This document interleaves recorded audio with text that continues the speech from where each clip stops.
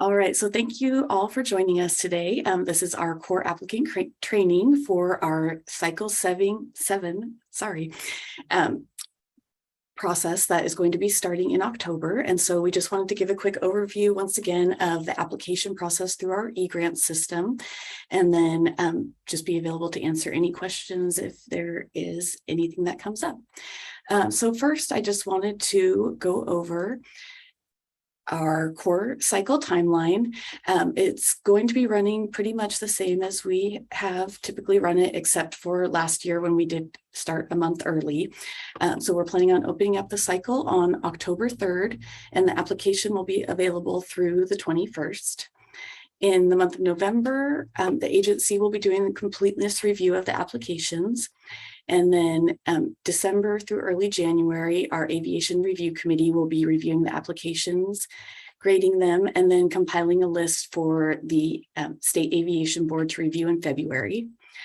And in February, the board will get a chance to look over all the applications, and then they will give their final approval. After that, we will start sending out the notifications to our sponsors who've been approved and start working on our next round of grant agreements. Now, we wanted to give you just a little list of things, kind of our top 8, I believe we have here, of things to know when you're applying for the grant. So first of all, make sure that you got your login. If you need a login, need a password reset, reach out to grant coordinators. If there's someone else with your organization that's going to need a login, reach out to us and we'll get them set up. Our instructions for applicants are now available on our website, so that is a great resource to go in to check out as well if you have questions once you're going through the application. And we will send out links to those documents as well. Keep our information handy, and when in doubt, reach out. Our grant coordinators are here to answer questions. We are just ready to be as helpful as we can to you during this process. And we'll definitely make sure to send out all of our emails and phone numbers as well, just so you have those right at hand. We say definitely get the application done as early as possible, because once the deadline comes, we don't accept anything after that. So if there's any kind of technology issues, that kind of thing, it's definitely best to not wait until the last minute to get your submissions in. If your application is going to be for match for an AIP grant, be sure that you do have that grant, because once the project's been approved by the board, we can do small scope changes through amendment, but we can't make any changes to the project once it's been approved by the board. Next, make sure that you've got your matching funds clearly identified and budgeted in your grant application. When filling out the application, hit the save button often. If the system is idle for 2 hours, it will automatically close down, but it doesn't necessarily show that you've logged out. So if you've had it sitting for any amount of time, it can be a good idea to log out, log back in, and make sure to use the save button as often as you can. And then finally, be specific with the details in your grant application. As we've got here, just saying see master plan is way too general. We like to see the particulars of what the project is going to do for the airport and Oregon's transportation system spelled out in detail in the application. And then most of all, just make sure to apply, because you get 100% of what you don't ask for. So anything you're thinking of possibly applying for, go ahead and submit that application, because you never know what might get approved. For this core cycle, we have a change. So if any of you attended our August board meeting or watched it afterwards, our State Aviation Board approved to increase the general cap for our core grant requests from $150,000 to $250,000. And that's specifically for this cycle only. Per Oregon administrative rules, any request over $150,000 requires a detailed statement of how funding this higher grant amount serves the purposes of the COAR program. So again, this is where it will be really, really important to make sure to put a lot of details and attach documentation in your application. The more details and documentation that are provided, the better chance of getting a higher grant amount.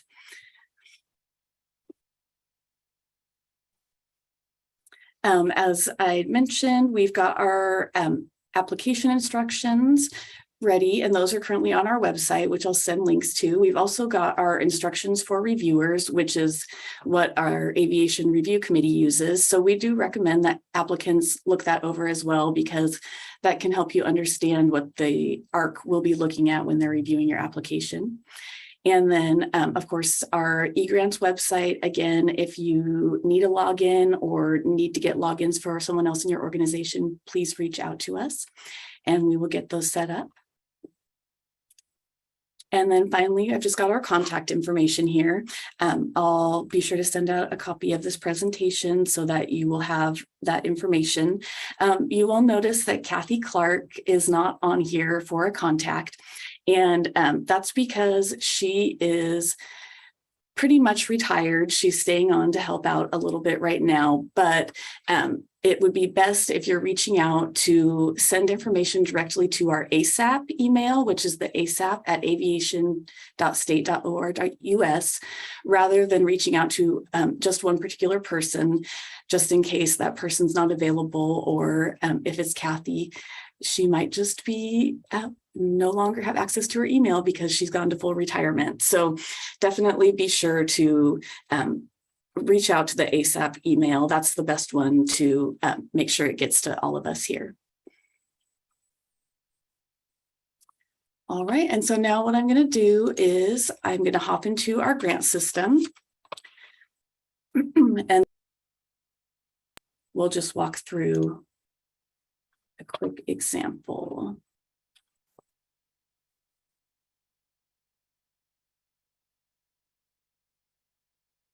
So just give me one moment.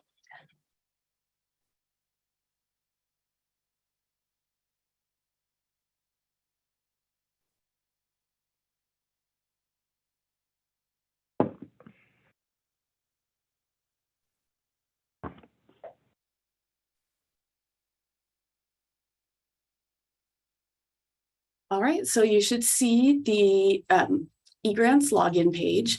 Currently, this one is our test system, so I can walk you through just the application here. So you'll log in.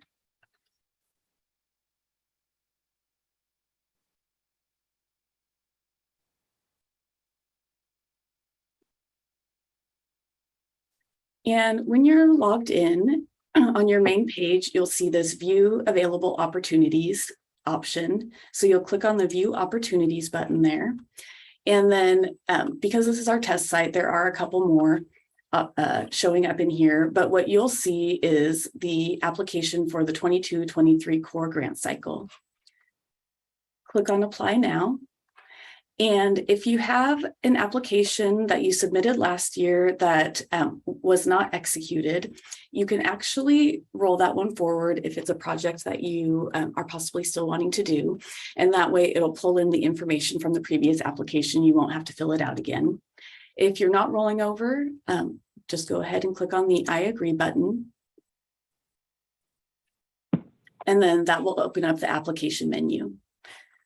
So I'm going to go ahead and go into an application I already started.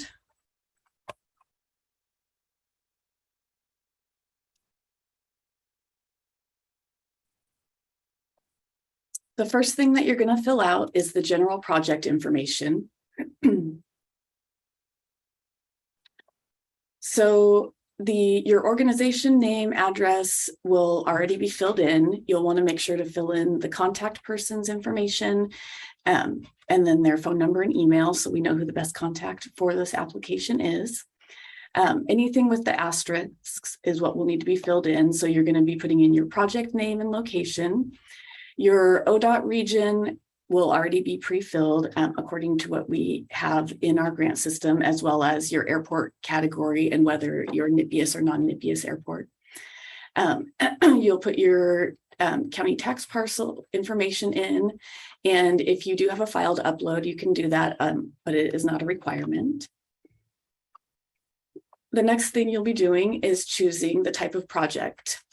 So we've got program implementation, which these are going to be your projects that are ready to go, such as construction, repairs, those sorts of things. Program planning has to do with such things as master plans, design and engineering for a project, airport layout plans, those sorts of things. Program elements is going to be regarding purchases of equipment, such as snow removal equipment and things like that. And then finally, program study would refer to such project as maybe a resiliency study or airport boundary study, or another similar project. So you'll choose which one is most appropriate for your project. And then the next one you'll choose is the category of requested funding. So of course, our number one category is assistance with FAA AIP grant match. Our next one is emergency preparedness and infrastructure in accordance with the Oregon Resilience Plan. Just for clarification, because it has come up in the past grant cycle, only airports that are listed in the Oregon Resilience Plan can choose this option. So if you have any questions about that, definitely reach out to your grant coordinators and we can help you with information on that.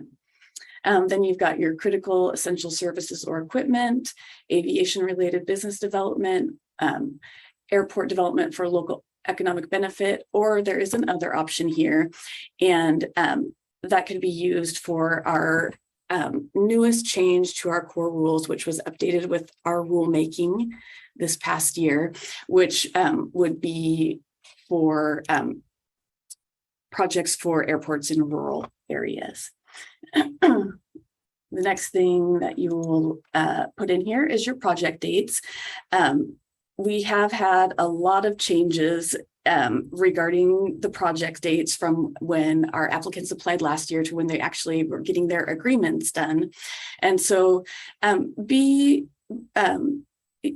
put an estimate in here. You don't have to know exactly your project dates, and we are aware that those can change. So just your best estimate for what your project dates will be there. The next items you're going to be filling out your project summary. Here, you'll just put a brief summary of what your project will be about.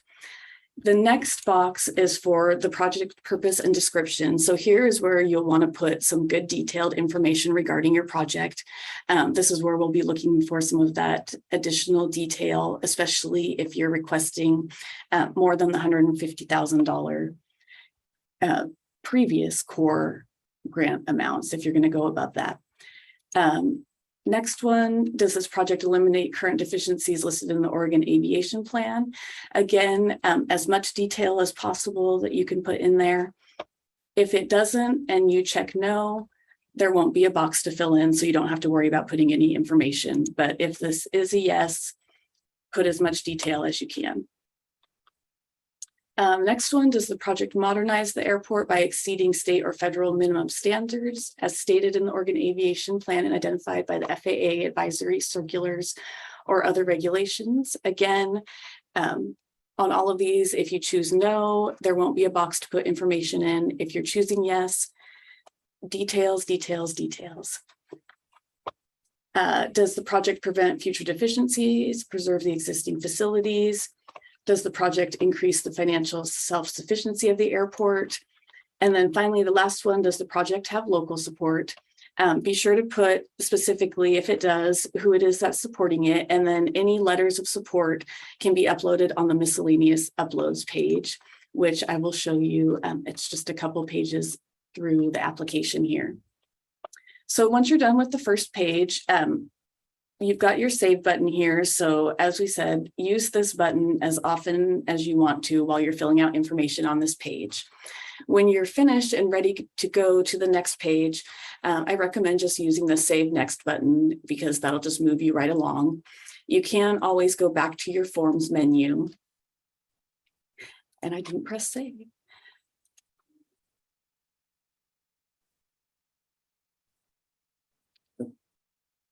There we go. You can just click on Forms menu and it'll also take you back here.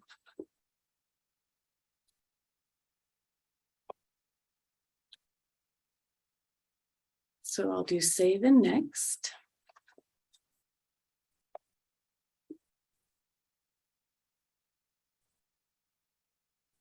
So our next page is a project documentation page. Just has a couple questions. Was the airport layout plan completed within the last 10 years? Choose yes or no. And then if you choose yes, it will have you enter a date of completion. Is a NEPA review required for your project? Yes or no? Is there an existence of airport zoning? Check yes or no. And then finally, if you have any required permits, enter them in the permit type boxes here. And if you have more than 2, you just use the little plus button and you can add more rows there.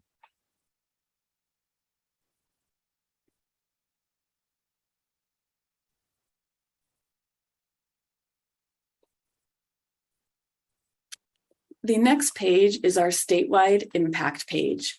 And this one these are the questions that are actually reviewed by the Aviation Review Committee when they're looking at the applications that have been submitted. So these ones are also really, really important to put a lot of good detail and information into, especially if you're going for the higher grant amounts. So the first one is, does the proposed project reduce transportation costs for Oregon businesses or improve access to jobs and all sources of labor? Again, on this page, if you choose no, you won't have a box to fill in. If you do yes, put your detailed information in. Next question is, does the proposed project result in an economic benefit to the state? Next, is the proposed project a critical link connecting elements of Oregon's transportation system that will measurably improve utilization and efficiency of the system? Is the project ready for construction or implementation? Which this we are looking at if the project is ready for implementation within 6 months. Then you would mark yes on here. If it's going to be more than that, you would probably want to add a little more description or information in there about why not. And then we do have this other question. Does the project have any unique construction readiness, project implementation issues, or possible delays?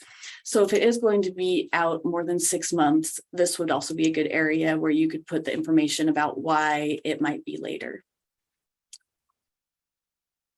And then finally, does the proposed project have a useful life expectancy that offers maximum benefit to the state? And if yes, provide a short explanation. So give the estimated life expectancy of your project. One issue that we came up last year in review is that for a design or study project, we, especially if it's related to an FAA AIP funded project, the life expectancy of the design, environmental assessment is going to be equal to the life expectancy of the final outcome of the project. So we relate it to the final construction or outcome of the project. So that's just something to keep in mind for that question.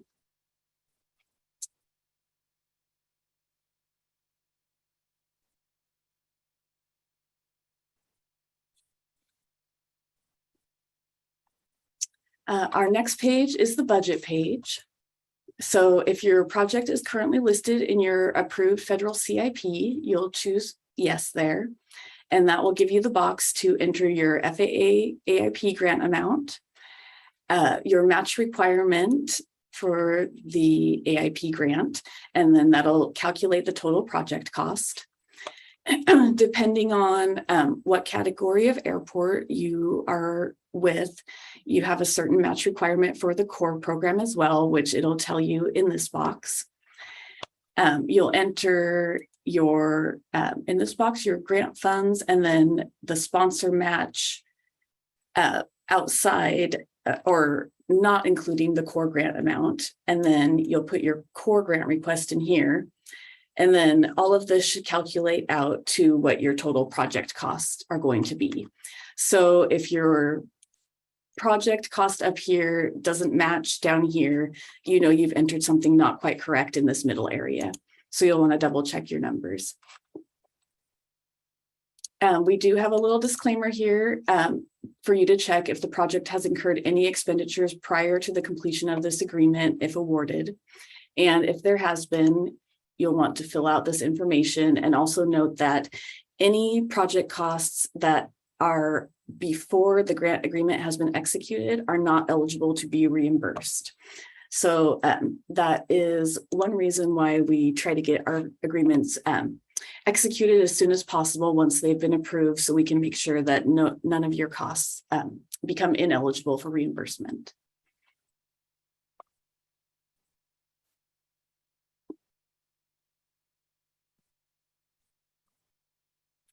And then finally, our last page is the miscellaneous uploads page. So this is where you can upload letters of support.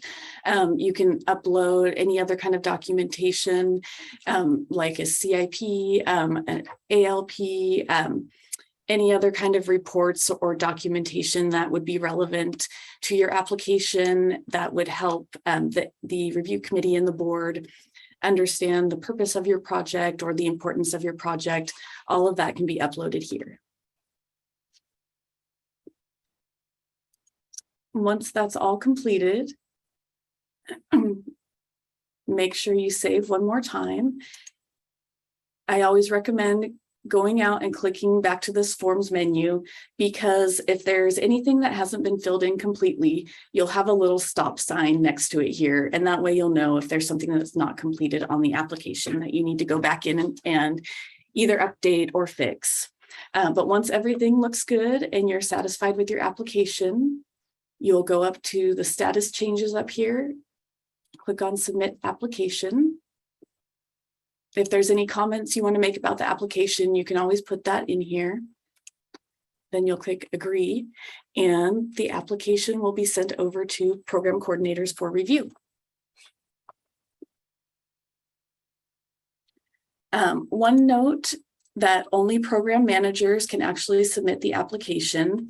So many times our airport sponsors will have an authorized user or a consultant help fill out the application, but those logins will not have an actual ability to submit the application. So you'll want to make sure the program manager goes in and takes care of that.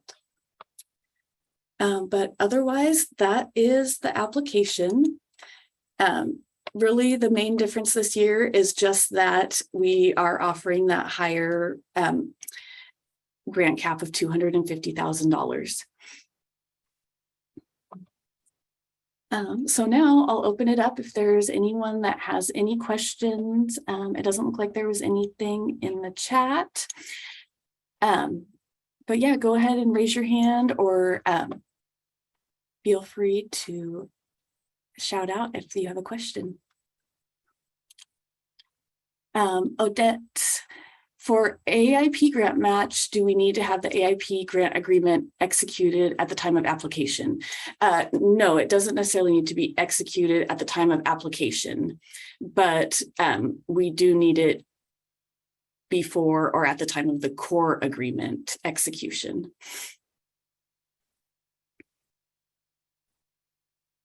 And usually we ask that it be in the CIP. Okay. Thanks, Kathy.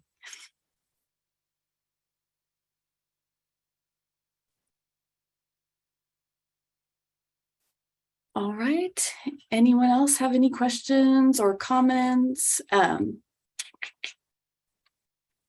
We're just excited to see what you all are going to be applying for this year. Yes, Michelle.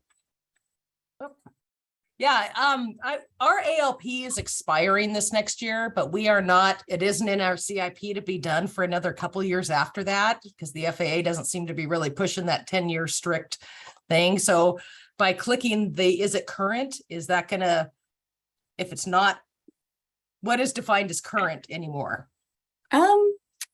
That is a good question. By checking no on there, that's not going to affect the scoring of your application. It's not a piece that affects the score. Heather, if you're on and heard that question. Yeah. Hi, Michelle. Hello. So, it is, I would say that it would still be current, right? Because it's your current ALP, right? So it's still current because it's the only one that exists and is recognized, if that makes sense. Okay, I'm just trying to correlate, because what if it's 30 years old? It would still be the same thing if it's the most recent one. Yeah, right. Like, so for instance, we have Condon, and super old and in a similar issue, right? But it's current. So Okay, there's easy not enough. there's not another one that would take its place. Good answer. Good report. Thank you. You're Thank you, welcome. Michelle.